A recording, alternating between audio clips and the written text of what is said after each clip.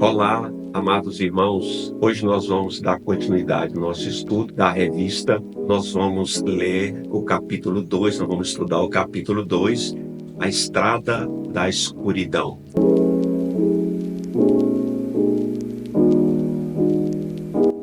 João 12:46 diz assim: Eu sou a luz que vim ao mundo, para que todo aquele que crê em mim não permaneça nas trevas. Queridos, aqui nós já iniciamos entendendo que existem dois caminhos, queridos: o caminho da luz e o caminho das trevas e da escuridão. Então, nós somos livres, queridos. Deus nos deu livre-arbítrio para que a gente possa escolher andar no caminho da escuridão ou no caminho da luz. Um exemplo, queridos, sobre essa caminhada, essa jornada, aconteceu com Adão e Eva.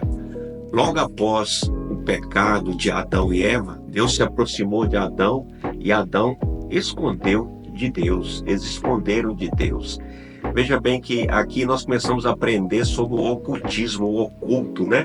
Quando a pessoa está em pecado, uma das suas primeiras reações é ocultar, é esconder, né? E Adão se escondeu.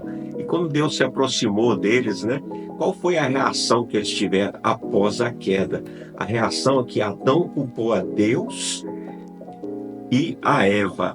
E Eva culpou a serpente. Uma das consequências, querido, do homem caído, né? Do homem pecador, é lançar a culpa, colocar a culpa uns aos outros, uns nos outros, né? Isso é terrível, né? Nós às vezes esquecemos, querido, que dessa longa estrada da nossa vida, assim como aconteceu com Adão, que nos serve de exemplo, Adão e Eva nos servem de exemplo, pouco tempo depois, além de perderem a presença de Deus, de perderem de estarem no jardim do Éden, de serem expulsos do jardim do Éden, né? Receberem maldições da parte de Deus, ainda teve a consequência nessa longa estrada da vida, os seus filhos. Caim matou Abel.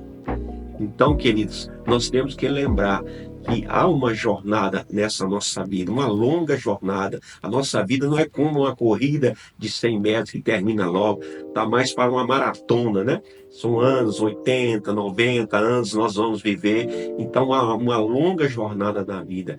E nós temos que aprender com os erros bíblicos que nos apontam, porque Deus colocou a Bíblia diante de nós para a gente aprender, para aprendermos com os erros dos personagens bíblicos, acertarmos como eles acertam, como alguns acertaram, aprender o que a Bíblia está nos ensinando, mas também, querido, as coisas que foram escritas para nosso exemplo, como testemunho para nós. É muito triste, querido, quando nós estamos caminhando nessa longa jornada da vida e escolhemos o caminho errado. Estou falando, querido, não só para os ímpios que já estão na caminhada da escuridão, estão nessa jornada da escuridão, né? Queridos, a queda de Adão e Eva, nós vimos que após a queda deles, uma das consequências foi que Caim matou Abel, seus filhos, né?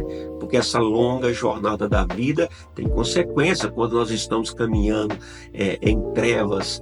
E cada dia mais o homem foi e vem se afastando da luz, do caminho, né? Do verdadeiro caminho que é Cristo. Então, vai chegar um momento, queridos, que haverá uma separação total quando o homem for lançado no inferno da presença de Deus. Mas, queridos, quero lembrar, meus amados, que nós não somos assim. Nós nascemos de novo. Nós não nascemos só da carne, mas nascemos do Espírito.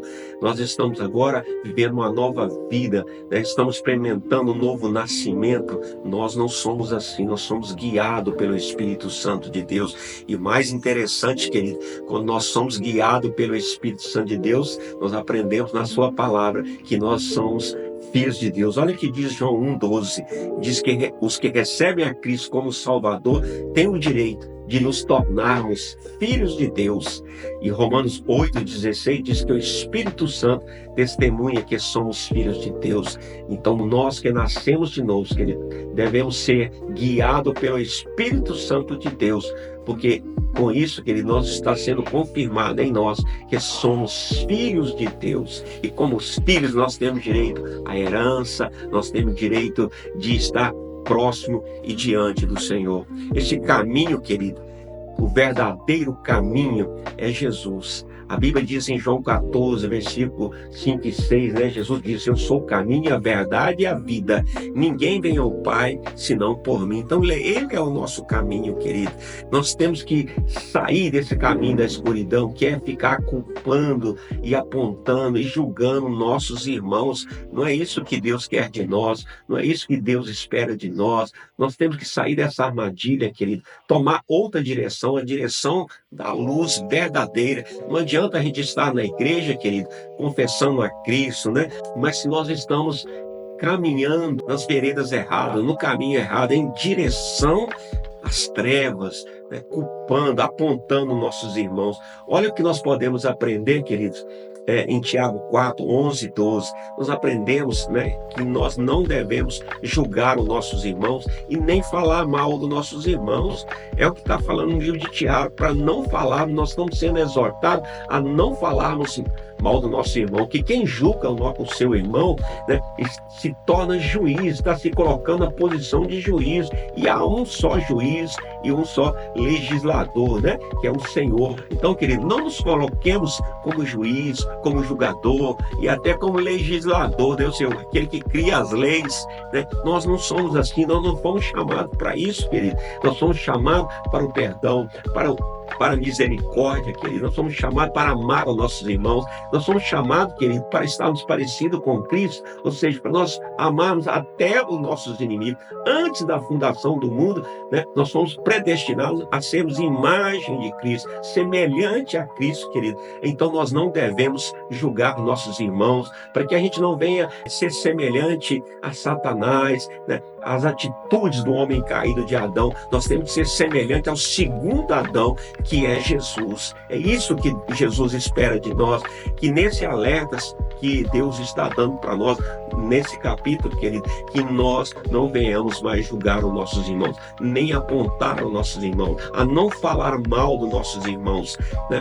E uma coisa interessante, querido, que após a queda, quando Adão se escondeu e Eva se esconderam, porque o pecado, querido, ele leva ao homem a culpa, né? Ele se culpa também. O homem pecador, né, ele está vivendo em culpa e ele aponta outros como culpa. E quando nós entregamos a nossa vida para Cristo, nós nos livramos da culpa. E quando nós perdemos o medo da morte, porque agora nós vamos viver eternamente com Cristo.